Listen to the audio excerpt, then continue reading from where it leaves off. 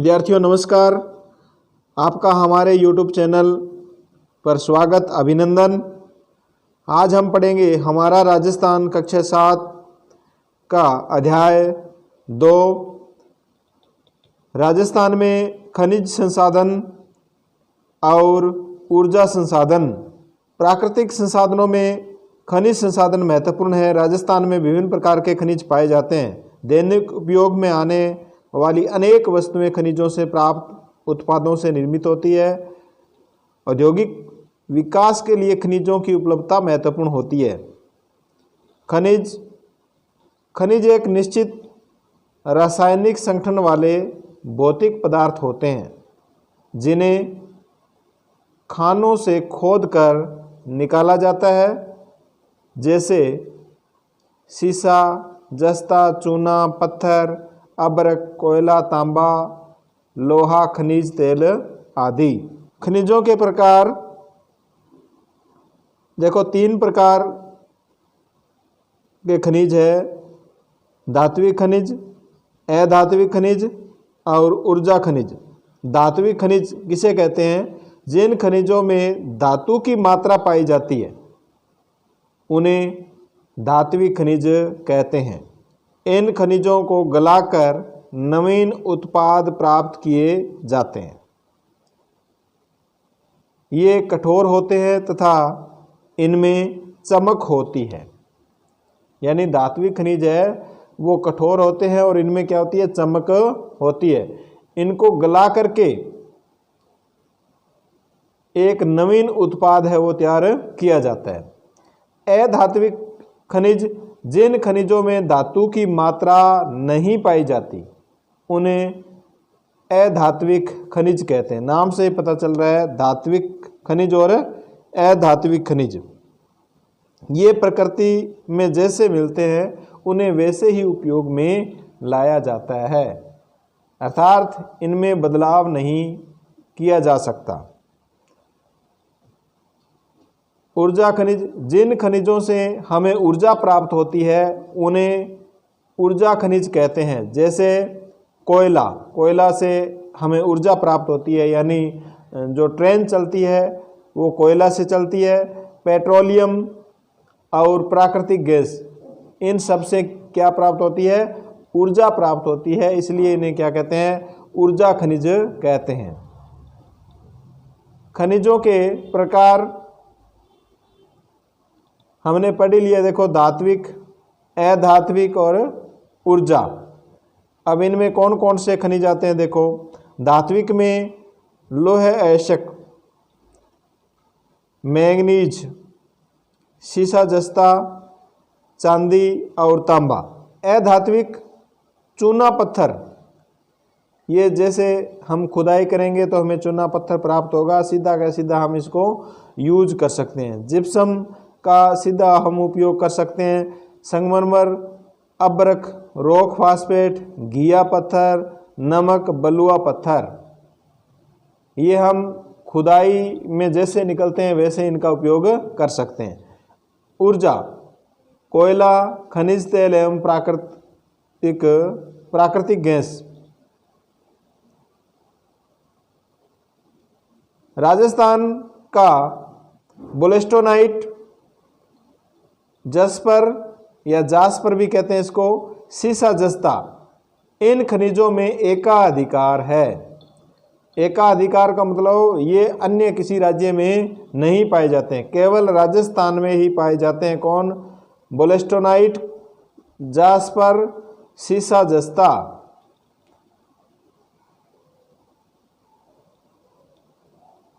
संगमरमर, granite, Kota stone, बलुआ पत्थर, चांदी, gypsum, rock phosphate, calcite, ball clay, घिया पत्थर, तांबा के उत्पादन में भी अग्रणी राज्य है। खनिजों की उपलब्धता एवं उत्पादन में राजस्थान का अरावली पर्वतमाला क्षेत्र सर्वाधिक महत्वपूर्ण है। ये जो खनिज है वो कौन से क्षेत्र में पाए जाते हैं?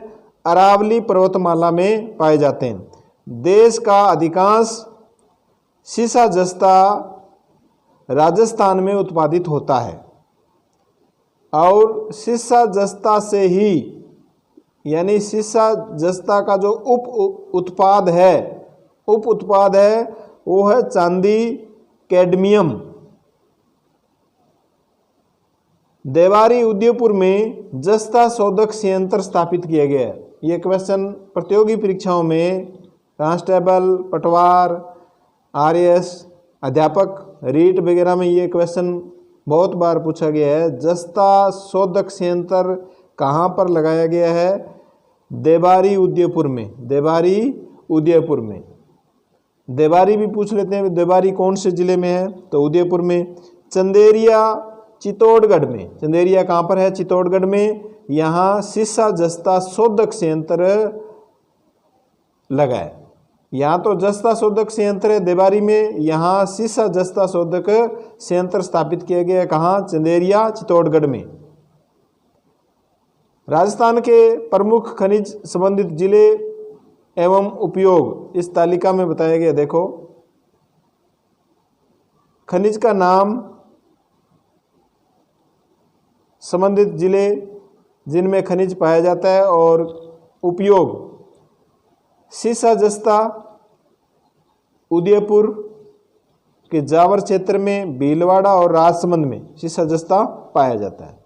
सर्वाधिक है वो उदयपुर के जावर में पाया जाता है। ये क्या काम आता है? देखो, अमल, बैटरी, सुरक्षा उपकरण, बर्तन, सौंदर्य प्रसाधन उद्योग में ये काम आता है। तांबा झुंझुनू, खेतड़ी और अलवर सीकर में निकाला जाता है। इससे विद्युत तार, उपकरण व बर्तन बनते हैं। तांबे के बर्तन भी आपने देखे होंगे, और विद्युत तार है वो किसकी बनती है? तांबे की बनती है। फिर है लोहे एशक, जयपुर सीकर, झुंझुनू। सर्वाधिक कहाँ है? जयपुर सीकर, झुंझुनू। लोहे का आपको पता ही है क्या क्या बनता है। मशीनरी, रेलवे पटरी, भवन निर्माण में भी लोहा काम आता है। चांदी उदयपुर और राजसमंद। चांदी से आभूषण, चांदी के छिक्के, सजावटी वस्तुएं, बर्तन वगैरह बनते हैं। फिर है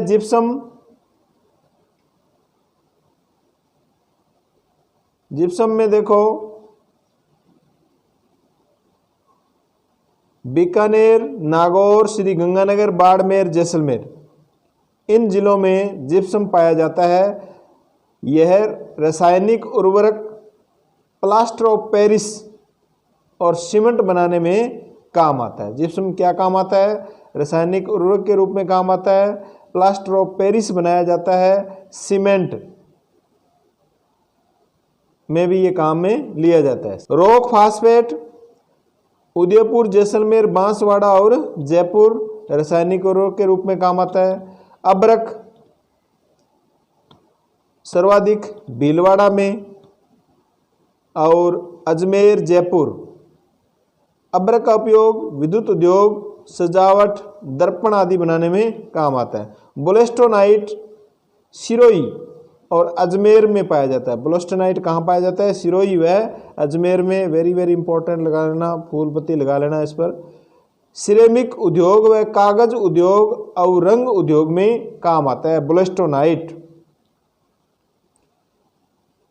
संगमरमर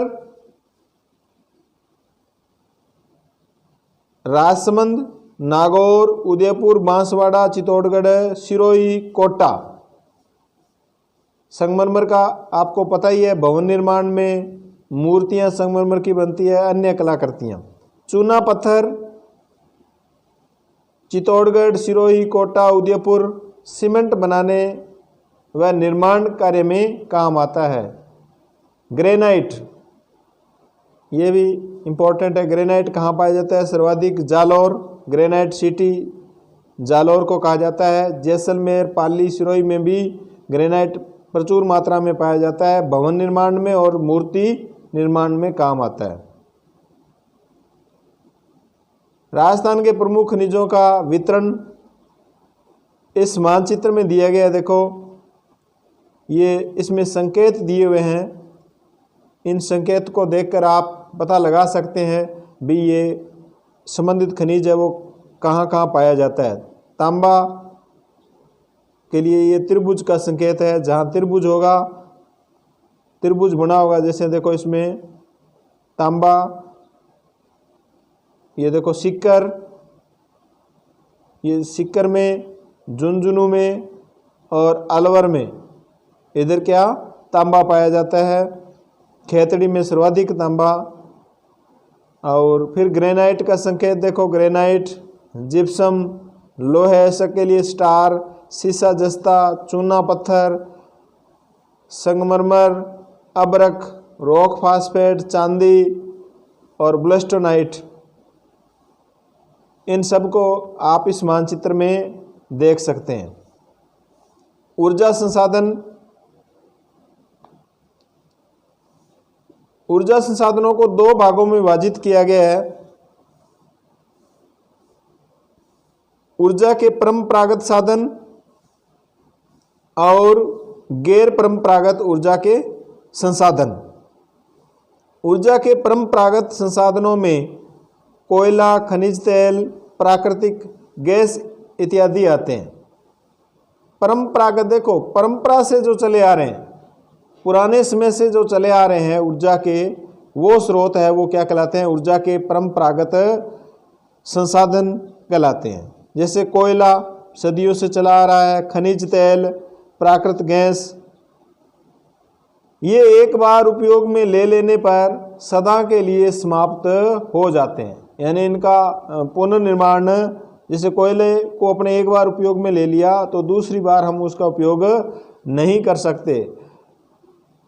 और ऊर्जा के गैर परंपरागत स्रोत देखो, ऊर्जा के गैर परंपरागत स्रोत या गैर परंपरागत संसाधनों में परमाणु ऊर्जा, पवन ऊर्जा, सौर ऊर्जा, बायोमास इत्यादि। अब देखो, परमाणु ऊर्जा को हम निर्माण कर सकते हैं, पवन ऊर्जा का निर्माण कर सकते हैं, सौर ऊर्जा का हम निर्माण कर सकते हैं, बायोमास गैस का हम निर्माण कर सकते हैं। इनका उपयोग बार बार किया जा सकता है। ऊर्जा के परंपरागत संसाधन, इनमें कोयला। अब देखो कोयला की क्या विशेषता है? कोयला 4 प्रकार का होता है। कितने प्रकार का? प्रतियोगी परीक्षाओं में पूछा जाता है, कोयला कितना प्रकार का होता है? 4 प्रकार का होता है। एंथ्रेसाइट, बिटुमिन्स, लिग्नाइट एवं पीट। एंथ्रेसाइट, बिटुमिन्स, लिग्नाइट एवं पीट, इनको आपको अच्छी तरह याद कर लेना है। एंथ्रेसाइट कोयला उत्तम किस्म का होता है। अब ये भी बताना है कौन सा कोयला उत्तम किस्म का होता है। एंथ्रेसाइट कोयला उत्तम किस्म का होता है। राजस्थान में लिग्नाइट कोयला पाया जाता है। राजस्थान में जो कोयला पाया जाता है वो कौन सा कोयला पाया जाता है? 3 नंबर का लिग्नाइट कोयला पाया जाता है। अब कोयला कहाँ कहाँ पाया जाता है राजस्थान में? देखो, ये स्थान भी आपको याद रखने हैं। लिग्नाइट कोयला पलाना, बरसिंहसर, बीकानेर। पलाना और बरसिंहसर कहाँ है? बीकानेर में है। पलाना, बरसिंहसर, बीकानेर में। कपूरड़ी, बाड़मेर, मेड़ता रोड, नागौर और जैसलमेर में मिलता है। तो ये स्थल आपको याद रखना है। लिग्नाइट कोयला राजस्थान में पाया जाता है। ये पलाना, बरसिंहसर, बीकानेर में, यानी पलाना और बरसिंहसर दोनों स्थल है, वो कहाँ है? बीकानेर में है। कपूरड़ी, बाड़मेर में, मेड़ता रोड, नागौर में और जैसलमेर में पाया जाता है। राजस्थान का पहला सुपर थर्मल पावर स्टेशन कहाँ स्थापित किया गया है? सुरतगढ़, श्री गंगानगर में स्थापित है। ये भी याद रखना है। कोटा, कालीसिंध, झालावाड़ में। छबड़ा, 12। छबड़ा कहाँ पर है? 12 में कोयले पर आधारित ताप विद्युत संयंत्र स्थापित किए गए हैं। बाड़मेर के गिरल में लिग्नाइट आधारित ताप विद्युत संयंत्र स्थापित किया गया। देखो बाड़मेर में, बाड़मेर की एक जगह है गिरल, यहाँ पर लिग्नाइट आधारित ताप विद्युत संयंत्र स्थापित किया गया है। कोटा, कालीसिंध, छबड़ा, यहाँ पर तो कोयले पर आधारित है और बाड़मेर के गिरल में लिग्नाइट पर आधारित ताप विद्युत संयंत्र स्थापित किए गए। खनिज तेल एवं प्राकृतिक gas. Jaisalmer basin, Barmer Sanchore basin, Bikaner Nagaur basin में खनिज तेल पाया जाता है। अब इन स्थानों को भी आपको याद रखना है, कहाँ कहाँ खनिज तेल पाया जाता है और कहाँ पर प्राकृतिक गैस के भंडार मिले हैं। गोटारू, कमलीताल, तनोट, मनिहारी टिब्बा, रामगढ़, राजेश्वरी, डांडेवाला आदि में प्राकृतिक गैस के भंडार मिलते हैं। सादेवाला जैसलमेर, बागेवाला बीकानेर, ऐश्वर्या मंगला बाड़मेर में खनिज तेल पाया जाता है। ये खनिज तेल के स्थान है। देखो प्राकृतिक गैस के जो भंडार है वो मिले हैं गोटारू, जैसलमेर, कमलीताल, जैसलमेर, तनोट, मनिहारी टिब्बा, रामगढ़, ये सब कहाँ है? जैसलमेर जिले में। यहाँ प्राकृतिक गैस के भंडार मिले। और सादेवाला जैसलमेर, बागेवाला बीकानेर, ऐश्वर्या और मंगला ये बाड़मेर में तेल के कुएं है। यहाँ से क्या मिला है? खनिज तेल मिला है। जैसलमेर में रामगढ़ 12 में अंता, जैसलमेर में रामगढ़ 12 में अंता, धौलपुर में प्राकृतिक गैस आधारित विद्युत गृह स्थापित किए गए हैं। इन सब को आपको याद रखना है। ये देखो बाड़मेर में जो रिफाइनरी लगाई गई है इसका चित्र यहाँ बनाया गया है, रिफाइनरी का, बाड़मेर में रिफाइनरी। तो ये भी स्थान पूछा जा सकता है भी हाल ही में रिफाइनरी कहाँ लगाई गई है? तेल शोधन के लिए बाड़मेर में। जल विद्युत, जल विद्युत का ऊर्जा संसाधन में प्रमुख स्थान है। राजस्थान में चंबल नदी घाटी परियोजना के अंतर्गत गांधी सागर, राणा प्रताप सागर से जल विद्युत उत्पन्न की जा रही है। गांधी सागर कहाँ है? गुजरात।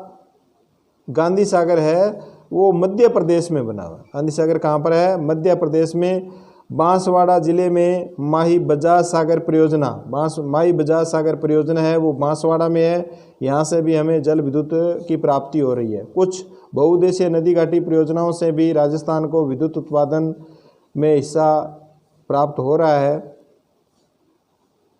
जैसे भाखड़ा, नागल, व्यास परियोजना आदि। ये माही बजाज सागर है, देखो कहाँ बना हुआ है? बांसवाड़ा में। माही बजाज सागर बांध है वो बांसवाड़ा में है, ये भी याद रखना है। ऊर्जा के गैर परंपरागत साधन, परमाणु ऊर्जा और पवन ऊर्जा। परमाणु ऊर्जा में देखो रावत भाटा,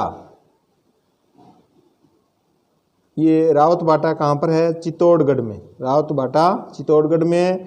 यहाँ पर परमाणु ऊर्जा संयंत्र, देश का दूसरा परमाणु विद्युत संयंत्र स्थापित किया गया है।